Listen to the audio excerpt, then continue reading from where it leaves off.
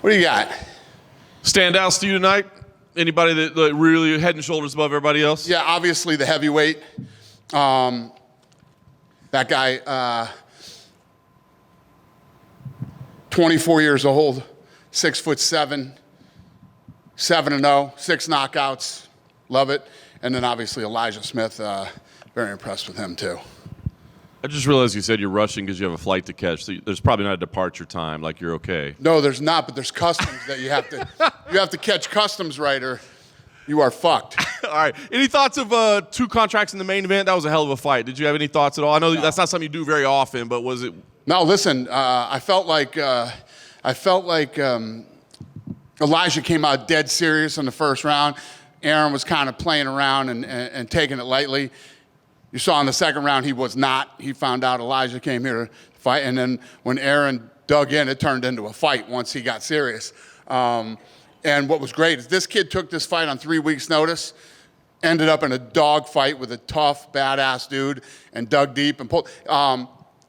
When in the third round, when he was like trying to go for the feet, I said, "It's done. It's over." Elijah just broke and quit, and he stood up and just started going to war. And I said, "All right, Elijah, I apologize. I counted you out too quick."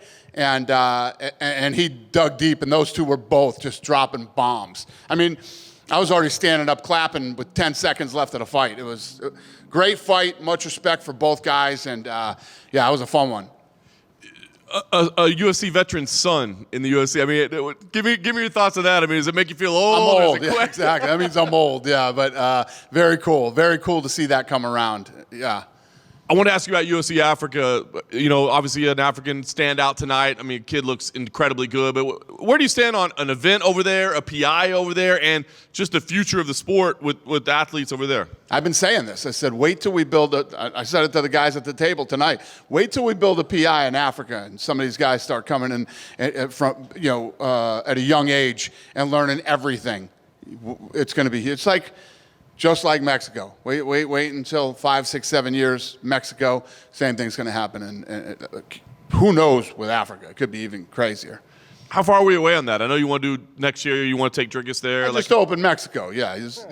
These things aren't cheap. They're very expensive. They take time, and it's a massive reinvestment in the sport. Nice. We have 3 of them now, 3 PIs. They're fucking expensive, so. I don't know. Worth the expense, though? Huh? Worth the expense? Like an investment? I mean... Yeah, well, you have to do it. I mean, you have to reinvest in the sport, or we're boxing in 10 years. I want to ask you about Ahmad. You said you were going to pass, but Sean Shelby wanted him. Does he need to send a thank you note to Sean Shelby, like he was done if Sean didn't ask for him? Yeah, I wasn't going to take him, but I always, I ask the boys, what do you guys think? I give them my opinion. This is what I think, and then Sean wanted him, so... Yeah, 100% Sean Shelby. So he owes Sean for that one. So if he fails, it's Sean's fault. What's that? If he fails, it's Sean's fault. No, if he fails, that failing is up to him. Whether he succeeds or fails is up to him. But yeah, Sean wanted him. So hey, listen, I come in here one night.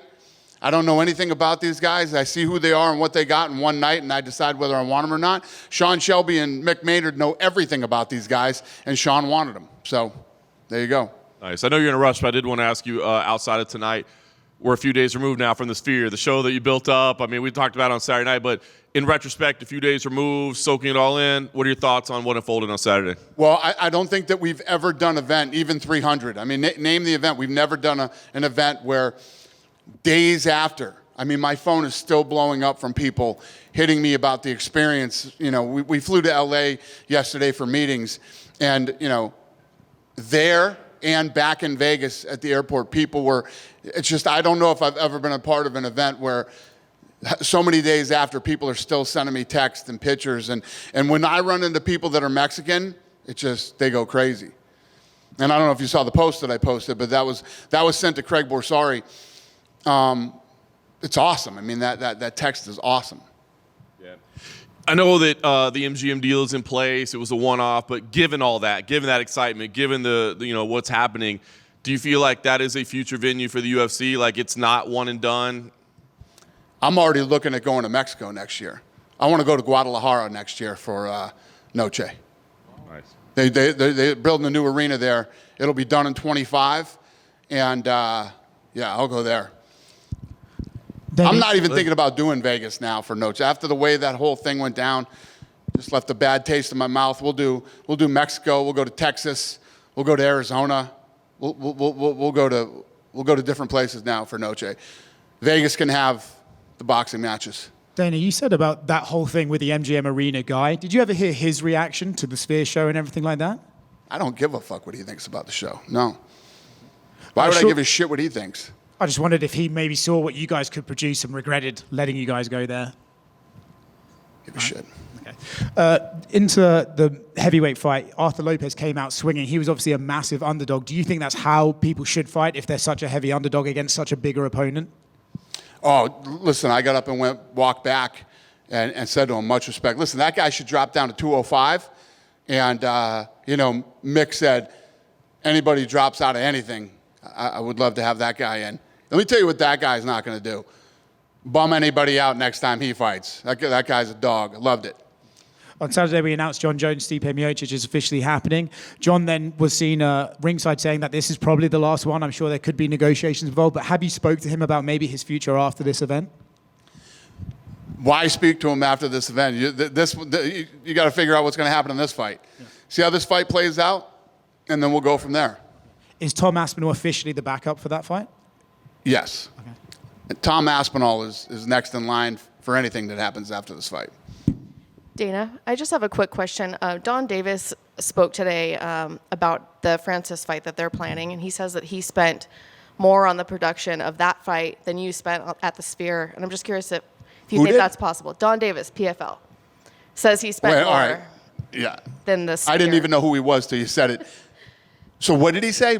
He spent more? He says he's spending more on the production of the Francis fight than you guys spent on the Sphere production. Sounds like a good idea. Anyway. Good for him. Good luck. Hope it all works out. Thank you. Yeah. Dana, do you have any report on Aido? He got taken away on a stretcher after that ground and pound. What about him? The guy that fought Gauthier. Do you have any report? Yeah. Listen, you see his eye? He's definitely got a broken orbital or, it's something with his orbital. No doubt about it. And he had trouble walking out, so Yeah. His whole eye was. But I mean, when he went back, his whole eye was this big. Yeah. Yes, I saw that. But mentally, broken orbital. Brain, Broken orbital. Okay. Sure, he was dizzy.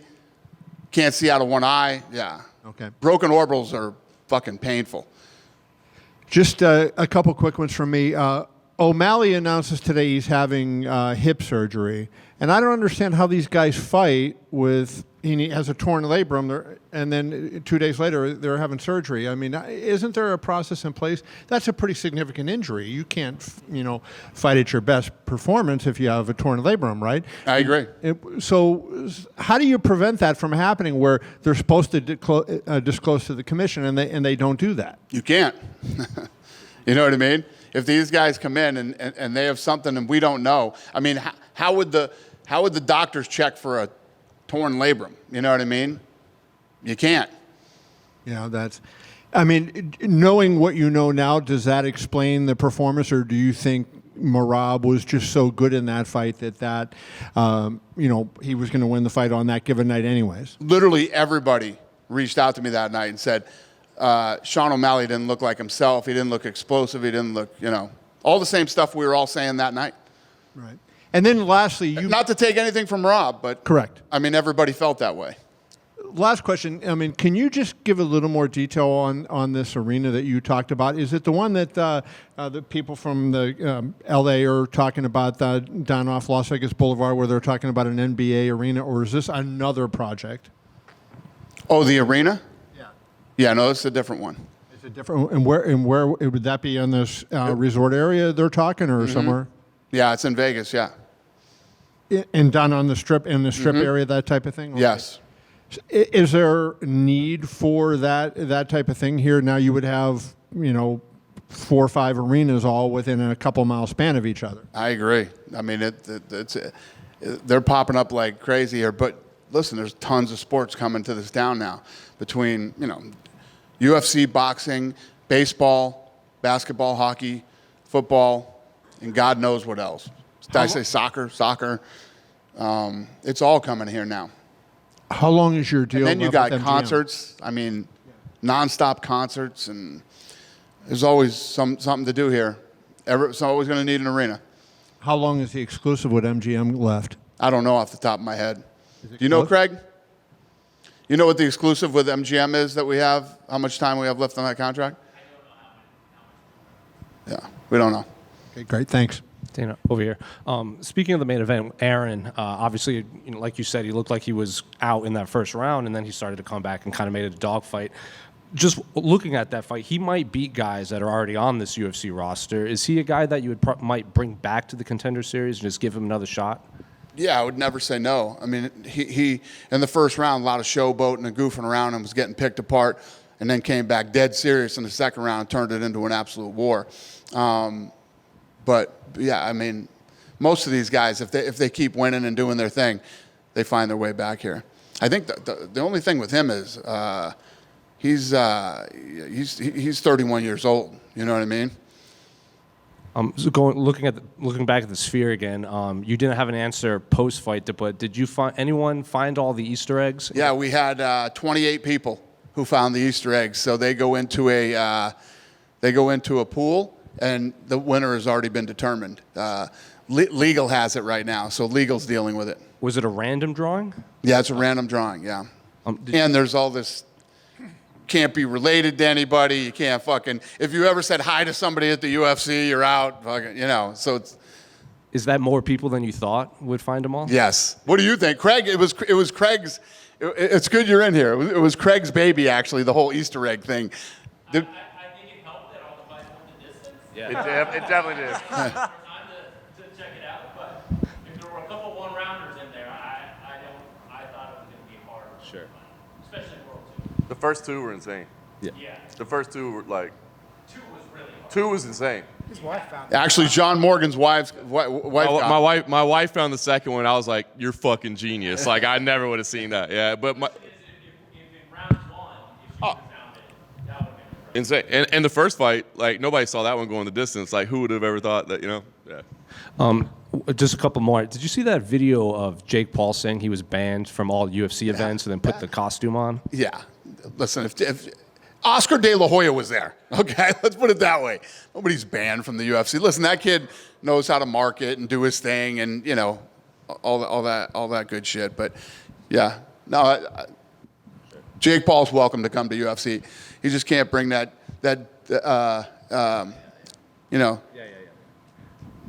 Then just one last one for me, just because a couple of Brazilian colleagues asked me to ask you. This past year, excluding the pandemic, is the first year you haven't been back to Sao Paulo since 2012. So I guess what are your plans for Brazil in 2025 moving forward? Off the top of my head right here, right now, I don't know. But obviously, Brazil is very important to us. And we're actually working on a big deal right now down in Brazil that hopefully we'll announce here pretty soon. So Brazil's very important market to us. What kind of deal? Like a TV deal or what? I'll let you know when we get closer. I want to throw any shit out there you don't want to throw anything out there when nothing's done. Dana, just one last one on the Sphere. Obviously the screen was incredible. I thought the costume design was one of the most impressive things I've seen in quite a while. If you do take the show on the road, obviously there's not going to be a Sphere, but will the costume design be something that you try to work into the element if you do take the show on the road? Well, the costume design was literally, I mean, as authentic as you could possibly get, and they were all real clothes, and they were done by one of the best designers in Hollywood that does that stuff. So, probably not. No, I mean, our Octagon girls don't wear that stuff, and that this was a one night only. I told you guys this was a one of one. This was a one of one. If you went and you got to experience it, we did pull off translating it onto television, but it's definitely not like being there. If you were there, it was. I mean. I was involved in this thing from fucking the inception till it went off that night, right? When I first went to the first, and I said this before, when I went to the first rehearsal, I guess we would call that a rehearsal, for the first time that we went in there. I had, let's just say I had a load on me, man. I was stressed out. These guys messed up, and they opened with the marigold, the skull thing, and I went, I don't need to see anything else. This is it. We did it. We did it. Whatever else is coming, if it's even a quarter as good as this, we did it. And then we went to the full-blown rehearsal. And when the show open starts, and it starts basically at the beginning of time, and just fucking. Even that night, I went up. So I had a box. I had my family in a box, and we went up I sat up in the box for the whole open until like the marigold one, right? And it was just, I was blown away. And I've been a part of it since the very beginning. It was my idea, and yeah, I was blown away. And him and his team have literally killed themselves for 7 months. Guys are exhausted. One of them got sick. This took a toll on us, man. This is one of one. Done. Thanks, Dana. Adam, quick, which was your favorite movie part? So, it's hard to pick a favorite, but leading up to it, my favorite was Valentina and Grasso, with the statues and the whole thing. And I don't know if you noticed, but they were walking. That was all filmed. That wasn't, and then it timed out to where they walked out. You thought they just walked through that hallway. But it's hard to, the opening with the big bang and whatever, and it's, the skull one is hard not to love. I mean, so good. Good? All right. Thanks, you guys.